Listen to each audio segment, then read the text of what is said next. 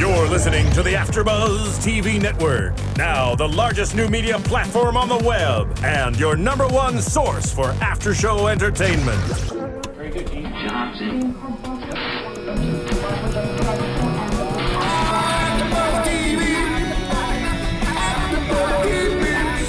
The AfterBuzz Studios in Los Angeles, California. Presented by Miriam Gonzalez and streaming live thanks to Akamai Technologies. This is AfterBuzz TV's The Good Wife After Show. We'll break down tonight's episode and get you all the latest news and gossip.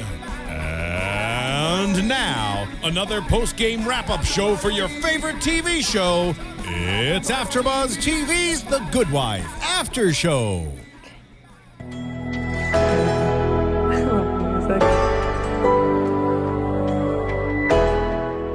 Hey, everybody. Courtney here. We are here to do another episode of The Good Wife, AfterBuzz After Show. I will be hosting tonight with my beautiful co-host, Miriam. Hi. So we are, there's just so much good stuff to dig into. We're going to talk about A Few Words, which is Season 5, Episode 14. Our second week back from a long hiatus, which was so nice to come home and remember that tonight I had another Good Wife episode, and they did not disappoint. No. I mean, what a great episode tonight.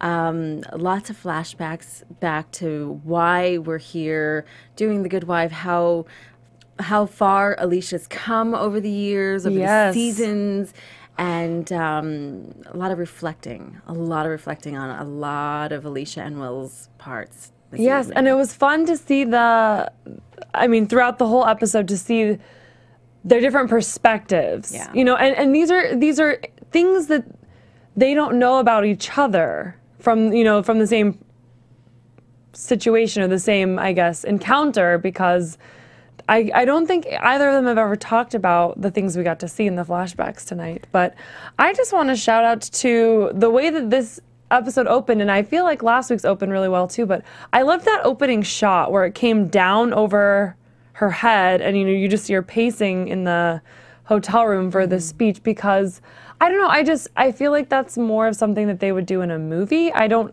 ever remember seeing that in a TV show before, which was just something that, I don't know, right off the bat I just was like, oh yes, here we go. Yeah, one more hour. Doing it differently, that's for sure. There's in the progress of the growth over the years, the one thing that I really like in this episode is seeing how supportive Carrie now is of Alicia.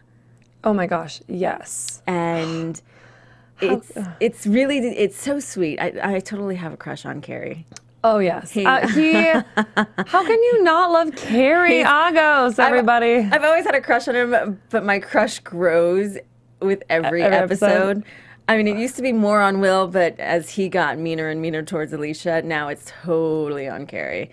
Yeah. Totally. Not that it wasn't before. Now it totally is. And it has nothing to do with trading in for a younger model. No, not at all. He and Alicia are just near and dear. I mean, they really are the new Will and Diane. They are, and it's seeing him just be there for her, encouraging her. And it's funny, when there was a point in this episode where they're talking about the first time that they met. Do you remember the first time we met? Oh my gosh. And where we were at. And, he was like, if there really was a choice when if they wouldn't have gotten hired together, which one would they have hired? Yeah. And, they both would have hired, Carrie. And the reality is as Alicia is flashing back, because she's writing her keynote speech in this episode for the ABA, and she's having a hard time writing it because it all comes back to Will and him giving her her first shot. And that's a tough speech for her to write in this episode because of all that's happened in recent with her leaving Lockhart-Gardner and Will's therefore lack of interaction now, this whole not so much love-hate relationship, but now it's just hate. They can't stand each other. And so for her now to say, I owe my career to him is really a tough pill to swallow. Well, and don't you think?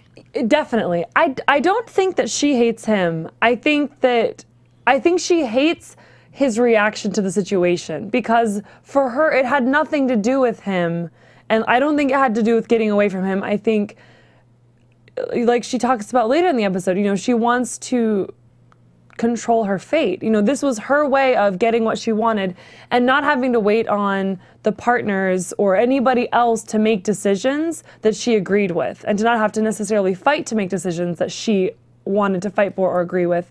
And that's why she went with Carrie, and that's why they started their own firm. And I love at the beginning, especially because we get to later in the episode flash back to that moment and what they thought of each other. Yeah. And he's like, this is dry, Alicia. Like, he knows her, and he knows that she spent, 2 weeks writing this speech, and now he's looking over it. She's giving it the next day, and it's just not going to work. And he just tells her to go to her heart, and that, you know, she's the story. And what he said something like 4 years ago, he goes, you went from an opt-out mom to a partner in 4 years. That's your story. Yeah, and the thing is with the relationship with Will and Alicia, and the thing that, and I say this all the time, and a lot of people don't get it, and this is a perfect example of it. It's so difficult when you mix business with pleasure, because it gets really sticky, and that's what's happened with them.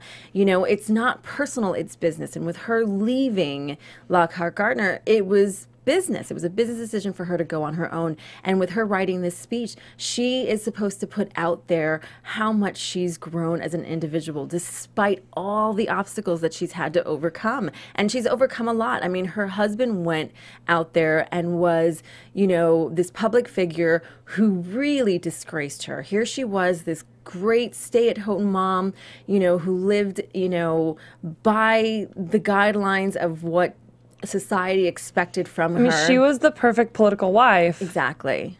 Yeah, doing the good wife. I mean, that's the name of the show right there. Exactly. And you know, everything was ruined. And as she's writing this speech, she finds that, you know, she had a lot to overcome. And how do you put that on paper without having to give credit to the one person that she ultimately has to give credit to for giving her the second chance. And knowing that he will most likely be in the room hearing her give the speech. So either way, whether she does or doesn't give credit, or whether she does or doesn't touch on the fact that he was a part of that journey, he'll know, because he's going to hear it. Of course. And it's like, the question is that I think she was kind of dealing with is, do I not give him the credit and then give him that a little bit more ammo to continue to be the way he's been being, and worse towards me and the firm? You know what I mean? Right. And I think she probably asked herself that, but I mean, from the little clips that we actually got to hear of the actual speech when she gave it in the episode, I feel like she chose a better path, and she found ways to include the opportunity that Will gave her, and to recognize basically that he was the only one that gave her a chance, but did it in a way that still empowered her, because it really does come down to her. I mean, yes, he opened the door for her, but they didn't have to keep her. They could have fired Carrie instead of her. There were lots of things along the way that she ended up being the one that proved herself. It wasn't like Will was, you know, holding her hand, keeping her in the game for the past 4 years. Yeah. He just opened the door for her. And I guess, you know, that's huge, I think, after, you know, the first interview that it shows us, and it looks like this is her first interview in 13 years with Lorraine Joy. And, you know, she sits there and she takes off her wedding ring. And so I'm wondering how many days after she finds out, you know, she has to go from being this entitled, wealthy politician's wife, perfect family, all American, you know, lifestyle, to my husband slept with, not just had an affair, but slept with hookers. to I have to go back to work to how am I going to pay my bills, you know, and that's a lot to take on. And to go to your first interview and have the woman tell her that it wouldn't be appropriate to hire her because their first year associate slots, they like to keep open for Ivy League grads. I think at this point, in reflecting back to when she's on this interview, I think that's at the point where now Peter was in prison and she had lost everything. Yeah. Lost the house, lost, you know, like that was the last straw. Definitely. You know, and being that it was a law firm where it was a woman, she couldn't walk in there with her wedding ring on. She had to take that off. Well, and it sounded like, too, she got that interview because of her name. Because, you know, like, I don't know how she worded it, but she says, you know, in the beginning, I'm looking through these different resumes, and how could I not stop at yours? Yeah. Because of your name. And then her second interview, she gets the job, and she goes in, and it's not for the first year associate position that she had applied for and been interviewed for and signed a lease on an apartment for. Yeah. It was the job as a paralegal, which is, I mean, I've never worked in a law firm, but you don't have to go to law school to be a paralegal. No. I don't even know that you have to go to any formal education. I mean, I know you have to get certified, but you can learn on the job. You don't have to go to school. Or like you couldn't just get hired in a law firm and become a lawyer. You'd have to go to school for it. Whereas being a paralegal, I think, you know, so it's you do have to go to school to a certain degree, but it's not like going to law school for it. Okay. And it's definitely, but the fact that she gets this paralegal position and it's not even a paid one, it's an internship. Absolute smack in the face. You know, here she is, like, struggling to just get back into her field. She's been out of it for 13 years. And again, he says it's because of her name. You know, when he took her to the partners to hire her, they just didn't want to have the name Florrick as one of their associates. Honestly, at that point, and I said this to you while we were watching it, I mean, me personally, if my husband did that to me, I literally would have just, he would, I would just take him through the ringer. As a lawyer, I would take him and take everything. Well, and we, you know, and that she didn't do that. She's still standing by her man. But then, so she goes through the second interview, and she's in the elevator, and then we see a hand stop the elevator, and it's Will. Yeah. And I can't wait to talk about that, but we are going to stop really quick for a brief commercial break before we talk about her encounter with Will. Yes. Tuesdays on Oxygen. I'm Miriam Gonzalez, and my life can get a little crazy. I host Extra. I'm an actor, producer, dancer, wrestler, and a lot of other things. I live with Kevin, my boyfriend of 15 years. Do you really love me? I would say that I'm in serious like. And my parents. Yep. I just said I live with my parents. You drive me crazy. You drive me crazy. My parents want us to get married. You both love each other. Get married. Kevin and I don't. I am going to get married when I want to get married. I think I want kids. Kevin definitely doesn't want them now. This is being pushed on to us. And of course, my parents wanted them yesterday. This year, you gotta have it. And I have a house full of people counting on me financially. If I take my eye off the ball, everything can fall apart. It doesn't matter what anybody else thinks or wants us to do. It's what we want to do. Everyone thinks that they know what's best for me, but I'm really the only one. I have got to figure things out. Chasing Miriam Gonzalez is so new. Every Tuesday at 10, 9 Central, starting March 18, only on Oxygen. Okay, so we see Will's hand in the elevator. And we see it 3 times before they actually show us what happens. Yeah. And, I mean, it was worth the wait because it's just this lovely first encounter. And we see, you know, with the flashbacks that both of them go to this encounter and they look at it, and it's kind of hard to believe, even as a viewer. It's hard to believe that they've gone through everything that they went through and that it started that way. He didn't just offer her a job. She didn't just tell him she needed a job. No. She thought she had a job at that point. Yeah. And he wants a call, and, you know, and it's one of those where I think from watching it, he genuinely was reaching out to her as a friend. It was really good to see somebody that you hadn't seen in, you know, a decade and a half because of her going one way and him going another. And it's kind of nice, you know, especially for her at that point, to see a familiar face. Absolutely. And it was a really sweet moment, because here she is pounding the pavement again. She's excited that she found the job, and he says, "Oh, by the way, I'm really sorry." He genuinely says, "I'm sorry that you're going through all that stuff with your husband." And she's like, "Thank you, I appreciate that." So of course, when she finds out that she has this internship, like, what the hell, dude? Yeah. It gives her the courage to reach out to an old friend, and he's more than an old friend. He's a college boyfriend. Yes. They dated in college. Yes. So he's seen her naked. And I didn't even think about that. Yes. I have to cover myself up. He's seen her naked. Like, they used to date in college. I mean, Alicia's a prude, square person, but I mean, come on, you're in college. I'm hoping that I'm assuming something happened. Something happened. I don't think Peter was her first. At least I hope not. I don't think so. Anyway, I don't think so. Because, remember, they were pregnant when they got married. Oh. So. Yeah. There you go. There you have it. Not her first. Probably not her first. Which actually brings us to, when she decides to make the phone call, and you see her flashing back to that moment where she's making the pretend phone call and how she's going to approach it, how she's going to make that call to Will, to make that meeting. And of course she's having these flashes of Jackie being in the room. It's like her own inner insecurity, but of course it has to manifest itself as Jackie. Of course, because Jackie's a pain in the behind, and Peter's in prison, and at that point for Alicia, she was so vulnerable.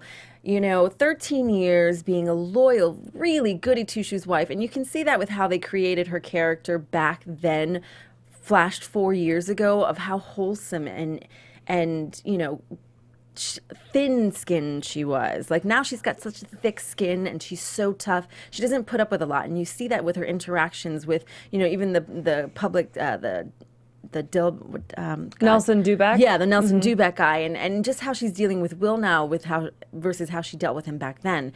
She was a much more timid. Yeah, she's a survivor. And she definitely, I think she's one of those people that rose to the occasion. She did what she had to do and found a personal strength in that. And some women never have to rise to that occasion because they're not thrown through the ringer like she was. Yeah. It's funny because with Jackie being the one that manifests as these like insecure thoughts, part of me, I've always heard that actors that play these like horrible, mean characters are like the nicest people. So it's one of those where I'm sure she gets her script every day and she's like, I have to say that, because she's probably like the nicest woman. But she is so good at playing that overbearing, overprotective, like my boy can do no wrong and no woman will ever be good enough character. And that's why, we love her and love to hate her, and we're just like, oh, that's Jackie. But back to Alicia, she finds out she doesn't get a paralegal job, and she goes and buys a $300 dress. And that dress was stunning. Oh my gosh, yes. But it made me think, I'm like, she's probably got to have a ton of these kinds of clothes, these dresses and things in her closet. No, but when you're a politician's wife, I would imagine, but I guess she didn't think she had to, because we saw the outfit she was wearing in other interviews. Yes, she was more classic buttoned-up Chanel Jackie style. And that was more, show a little skin. Yeah. Yeah, it looked great. And it wasn't over the top. And of course, she's telling herself it was, slutty or something. And when it's totally not. It's just a classy dress, and it shows a little more skin than what you normally were wearing. Yeah, and she goes sexier. And it's interesting though, because I think she questions whether or not Will hired her because of their past romantically. And I think that might partially be because in her survival mode at the time, she was playing into that a little bit to get, to try to help get the job.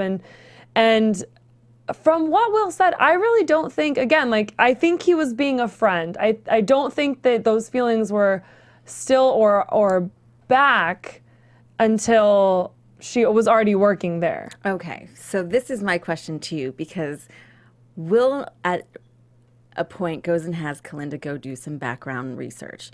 So when Kalinda comes back, I got the impression that Kalinda may have lied about the info that she found, because we know that Kalinda slept with Peter. But wait, what do you mean? As far as the info that she didn't want her to get hired because I think, all right, so this is my thought. Okay. Conspiracy theories right now. I think that Kalinda may have lied about Alicia's background, saying, you know, yeah, she left her last law firm. She got big clients and had cases, but she left on maternity leave because, you know, whatever. But they were planning on firing her anyway. Oh, because she was too soft. Yeah. And not thick-skinned. Yes. And so that was my thought. That she could that was a lie. I think that was a lie. Because she didn't want Alicia hired. Because maybe she would find out about her sleeping with Peter. Okay. Conspiracy theory. Yes. I love it. Then, when Will was like, when she was like, what do I do with the file? Will was like, bury it.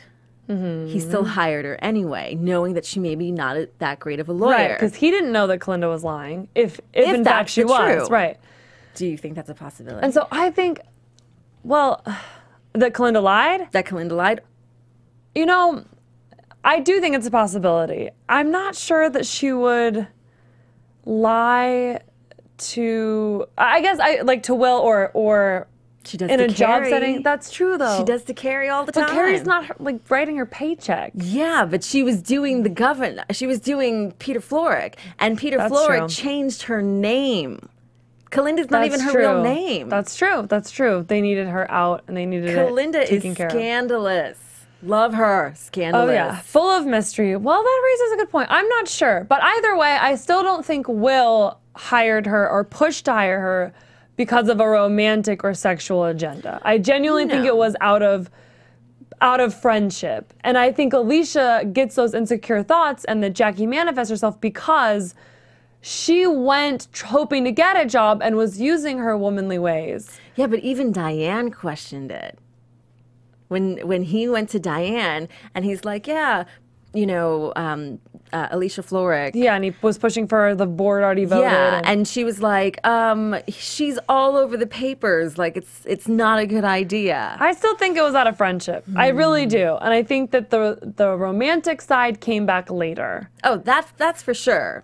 But I think there was still a little sweetness from before. Oh, absolutely. Absolutely. But I don't think he ever thought what happened and an affair and being with her. Yeah. That was not his intent or agenda by any means.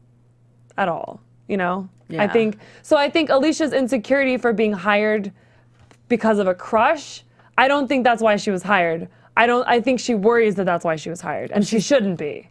But it's definitely it's not because she's good. No, it's because they're friends. Yeah. So, I mean, and maybe part of that friendship is because we have a little extra history beyond just anybody. It's not what you know, it's who you know. Isn't that the truth? So, you know, still talking about Will, and you brought up Nelson Dubeck a little bit ago. Yeah. So I love at the beginning, pretty early on in the episode, when he is just not letting Will off the hook on this whole surveillance video thing. And Will just flat out goes into the hotel and buys earplugs and puts them in and says, I can't hear you. And of course, it wouldn't be a good episode without Elsbeth Tassioni. I love her character. Oh my gosh. And she just owns it. I don't know that somebody else could play it better than her. That is her part. She has so many butterfly squirrel moments. It's so endearing. I want to hug her like she hugged the bear. Oh my gosh. Until I still don't understand why. I mean, maybe it'll show up again later, but I still don't know why the writers threw in the whole dirty Jew comment. The bear says to her when she hugs the bear, you know, after the photo and everything. I thought maybe later that would come back as being a joke, or it would kind of come full circle and we'd understand why that was put in. And so was it just supposed to be like a laugh that she's so... It's one of those things because she's so random. I mean, for her to go be outside, love bears, you know, be so overbearing. And I mean, you're in New York City. Yeah. You will be harassed by... They won't do it to a kid, but you're a grown woman who's on the street being taking obnoxious pictures. And then hugging a grown man bear. You're not at Disney World where they can't talk. So that's true. For that to happen is not unheard of. But to include it, I don't know. For me, it didn't do anything for me. So like, unless it comes back and, because she goes at the end of the episode and she brings it up again to Nelson Dubeck, which is why I brought it up now, because she says, you're wasting your time going after Peter and or Will. But there's a bear in Times Square that you should be going after because he says horrible things. It'll be interesting to see, we'll see if they write anything in the media about it. Yeah. Especially a comment like that. It'll be interesting if it pops up in the news and to see what people say about it. These are seasoned writers, so I feel like there's got to be a reason, and I'm not catching it. So if you caught it, tweet us at AfterBuzz TV and fill me in. Yeah. Because I'm still a little bit curious as to what that had to offer, the episode, because there were just so many other good things that were going on. So we see Alicia give the keynote speech, and she's thrown out everything that that she'd originally wrote. She's talking about herself and her story, with all these flashbacks from her interviews. She now has Carrie and Mr. Hayden in her ear because of this $60 million partner that they could get, and talk about feminism because we think she wants to go to a law firm. This is Raina Hecht. She wants to, join a law firm that has women partners and female power. So Alicia has to incorporate that into it in 24 hours. But she gets up there and she owns it, and she uses Will's advice where he made a comment in that first encounter, or the interview, we'll say, where. Oh, I wrote it down. It was my favorite line. It says, we all have a past. Don't let your past hurt you. Yes. Yeah, don't let yours hurt you. And so I think she used that, and that's her way of giving Will credit without giving Will credit. You know what I mean? Like, Will would know in her speech when she's talking about him and the things that he did and impacted her. But she doesn't have to, out him by name. Yeah. To everybody, kind of a thing. And I wish we would have seen more of it. I get why they didn't, but people loved it. She was discouraged because, of course, they throw in the distraction, so she has to go feel crappy about herself and go to the diner. Yeah. Well, of course, and the distraction was the fact that, was it LRG Pharmaceuticals? Yeah. There was I guess a law firm lost a big hostile takeover. There was some sort of hostile takeover, and all of these lawyers that were sitting listening to her speech wanted to jump on the opportunity. Pharmaceutical lawsuit? Yes, please. Yeah, they wanted to jump on this opportunity, and so all these lawyers left in the middle of her speech, which made it very distracting.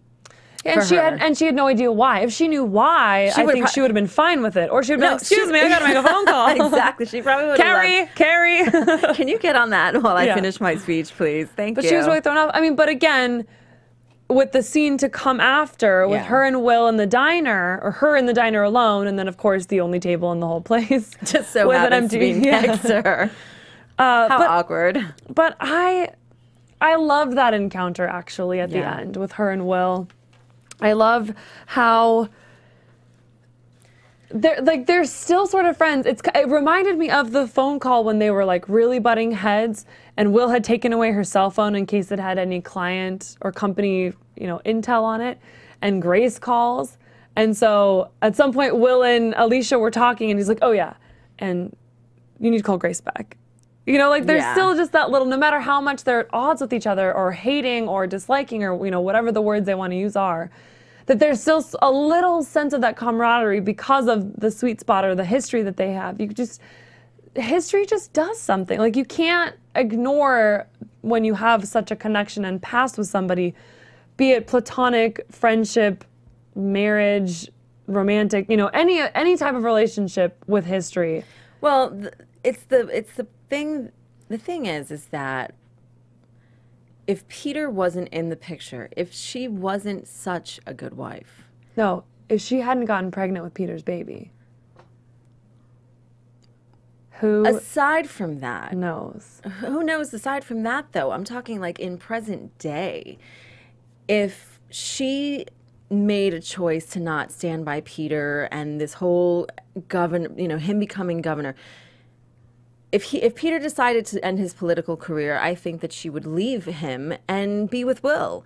But she decided to stand by her man so he could, get the governor become governor of Illinois.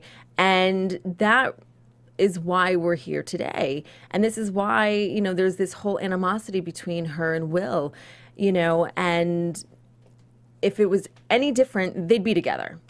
They love each other. Absolutely, I agree. Will they love and each other. Alicia love each other. And there are just these obstacles that keep them apart. And, with her making her choice now to start her own firm, to do her own thing, it's just tearing them apart. And no matter how much they want to be together, they just won't. They can't. And so, with them being in the diner and and she says to him, why do you hate me so much? And he says to her, he's like, hate's a really strong word. He's like, I dislike you. And I appreciate that because to me, there are two really, really strong words in this world, and it's love and hate. And I don't hate anyone. I dislike people a lot, a lot, but I don't hate anyone. And the fact that he says that to her, she kind of takes it to heart. And he says to her, don't ask the question that you don't want the answer to. And, in this discussion that they have, they wind up coming to an agreement and a handshake. And, he says, look, I'm going to treat you like I would any other partner that left me. And you're a competitor now. And I think that you're up for it. She, over the years, which is what her speech was all about, over the years, she has now gone from this timid woman who dealt with a lot to this strong woman who is now doing her own firm and fighting the man that she loves for his clients, for the competition. Yeah. And she is building herself up. I mean, we have seen over the past episodes, she is sitting at the same table with him for drug lords on all these different clients. She's up for it. And, do you really think though that if it had been, now I can't think of his name, David, the really annoying divorce lawyer, yeah. David, if it had been him or any of the other partners that had left, that he would have been this intense about the competition? I mean, now when Diane was leaving, she wasn't leaving to start her own firm. So obviously it's different because she's not going into competition with him. But I call bull on him because there's no way that you can feel the way that you feel for Alicia on your best day or on your worst day and not have that affected a little bit. You know what I mean? Like, there is some extra fervor here because it's Alicia and because he feels betrayed and he feels left and he gave her chance and they both know it. But he also said that she makes a comment to him about that, really, really, it's me. It's not different because it's me. And he says that he's never linked the two things like she does. And he's talking about their work and their personal life. And I think that that's true. I think from the beginning, he has been able to separate them operationally, and she's never been able to. No, because men and women are different. Absolutely. Men and women are totally different. For her, yes, it's personal. For her, it's emotional. For him, it's straight business. I think, though, like with Diane, it was personal. Her leaving for the judgeship and breaking up the partnership and all that was personal because they were partners. But she wound up staying, so it worked out because of the whole Alicia leaving thing. So it's sticky. It's sticky and it's tricky. And I did not mean to rhyme. But You're just so good. But I think with Alicia, too, on his end, and he may not be admitting it, it might be a little more personal than he's admitting. A little. But it's more business, I think. And I would agree. I don't think there's a lot. But, you can't have a history again like that. Her. And not have it seep into the other aspects of your life, even if you're a man. Oh, yeah. He loves I don't care. her. So they meet, and then we see somebody we haven't seen in a long time. Mr. Jim Moody comes back and tries to talk to Will. Well, before what are you that- doing, Jim Moody? Well, prior to that, you know, we have Oh, yes, we have the Elsbeth. whole situation with Nelson Dubeck. I can't Dubeck, I think. Nelson Dubeck, where you know we see Will and Diane sitting at the ABA keynote before the keynote. There's like a whole exercise while Elsbeth is. Oh yes, she's just another speaker. It looks like. Yeah, and you know Will gets this smirk on his face because Diane finally realizes something's up. Yeah. And she's like, what, you don't trust me? You're not trusting... Who's that man you keep running into? Exactly. Nobody. Come on, Will. Yeah, and so he admits that it's about the ballot box and all that kind of stuff. So, you know, Diane's advising not to hire Elsbeth. And he knows that Elsbeth is the perfect person for this type of situation. She's the only one for the job. She's so good at what she does. And so, you know, he approaches her for the job. And, I mean, how appropriate that she says, you know, in this situation, you have two things that you're going to deal with. The fact that you could be disbarred if you offer up the information, or if you can be found in contempt. If you don't, and you keep attorney-client privilege. Exactly. And so you're 1% vulnerable. She goes, of course, up to Nelson. His last name, Dubeck. Yep, Dubeck. you got it. Because I have it written Delbeck. Oh. I didn't spell it properly on my paper, so I'm going to mess it up every time. So she goes up to Nelson Dubeck and she says, look, you know, if you keep going up to Will Gardner, I'm going to sue you for harassment. And we find out that because it's not an original tape, it's not an original piece of evidence. It's a GIF. GIF. What is it called again? Exactly. I love Elsbeth. She's so many squirrel butterfly moments. I saw this bear GIF once. You know, when he falls and like whatever she said. And again, that's a bear theme, so I guess maybe there's more to this bear situation. Exactly. There was a way to make it relatable to the situation. And so, you know, she's like, it could be totally fudged. So unless you have the original tape, you can't prove that that's a ballot box or that that's the... You can't, it won't hold up in court. Exactly. So if Will's off the hook, you should really leave him alone. Exactly. And so, you know, we're starting to find out that this guy has it out for either Will or I think it's the governor. Peter. I mean, at that point, at least watching the episode, I still think he's after Peter. And I think that, you know, then, you know, we see Jim Moody and Will talk, and all Will says to him is, we're both witnesses for the same grand jury case.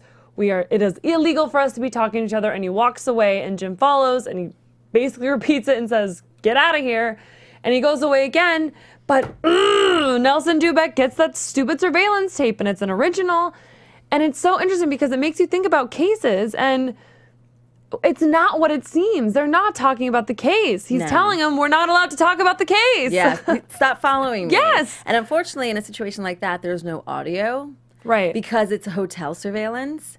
So they can't prove what was said. And it all boils down to when Elsbeth was voice recording the conversation between Nelson and herself regarding the fact that she was saying to him, she's like, look, you know, what's your vendetta against Will? And we're still trying to figure out who his... Because he says he's not after Will, he's after Peter. All he needs Will for, and all he's going after Will for, is to testify against Peter. And if he'll do that, then it's done. And then we see at the very end of the episode,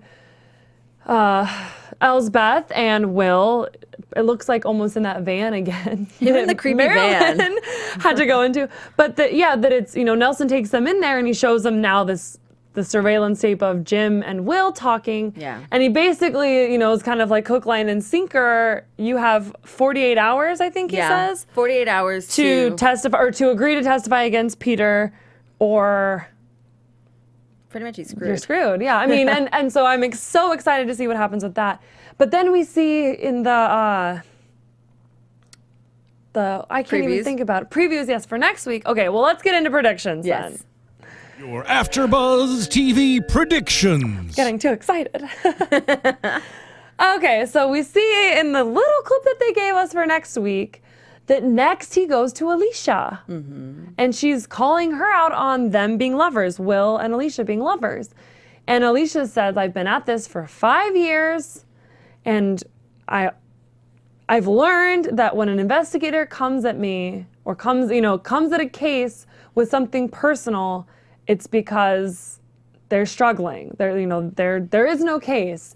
And basically saying, you just showed me that, we all have a stronger side and that you're not getting what you want because you're trying to take a dig at the personal life of the people involved. And so that's when it changed for me from, is this really about Peter? Or if it's about Peter, is it about something with Dubeck and Peter? Was Dubeck somebody that wanted to run one day and didn't get to? This is the thing. When he was talking to Elsbeth, he said, he's the governor of Illinois. And she says, are they all criminals? He goes, no, they just all happen to be. Exactly. But he was in prison for 6 months. And then she says he's exonerated. He was in prison for 6 months. Automatically, he's a crook. Yeah. He's assuming that he's crooked. And that's the thing. He thinks, my prediction is this, he thinks that he's a crooked governor like the rest of everyone thinks everyone in Illinois is, that he's under the mob or something, that he's bound to be, he wants that position. I think that maybe he wanted to be up for it, or there's something there. And he feels that he's owed that. So he's trying to find a way, or he works for somebody that wanted that position. See, and I think it's personal. I think something happened, and Peter may not even be aware of it. It may be so far removed from Alicia, Will, Peter, Diane, Clinton, all of these people that will be somehow intertwined in this whole mess. I think there's something that happened to Nelson Dubeck at some point in his career or personal life that he's going after Peter for, because I actually think that he knows Peter his case was dismissed, that he was basically exonerated, that he was wrongfully taken to prison, et cetera, et cetera, et cetera, and he doesn't care. He's just using those things to get back at him. And she says, Elizabeth says the facts don't matter. Yeah. That so I think that it's something personal, that he's willing to get personal with Alicia, with Will, with Peter, with whoever, because whatever it is that he needs to go after Peter for is so personal to him. Yeah. And they better tell us in the season finale, because I don't want to wait till season 6, which they announced. So we have a season 6. Yay. Thank you so much for joining us tonight on another AfterBuzz after show of The Good Wife. We will see you next week. You can find me on Twitter at COUHEN. You can find me on Twitter at Miriam Gonzalez. Have a good night, guys. From executive producers Maria Menounos, Kevin Undergaro, Phil Svitek, and the entire AfterBuzz TV staff, we would like to thank you for listening to the AfterBuzz TV network. To watch or listen to other after shows and post comments or questions, be sure to visit AfterBuzzTV.com. I'm Sir Richard Wentworth, and this has been a presentation of AfterBuzz TV. Buzz you later. The views expressed herein are those of the hosts only and do not necessarily reflect the views of AfterBuzz TV or its owners or principals. Thank you for watching AfterBuzz TV on YouTube. For more of your favorite after shows and interviews, subscribe to our channel here, and be sure to share your opinion on the episode in the comment section below here. We'd love to see what you guys are buzzing about. Thanks again. Buzz you later.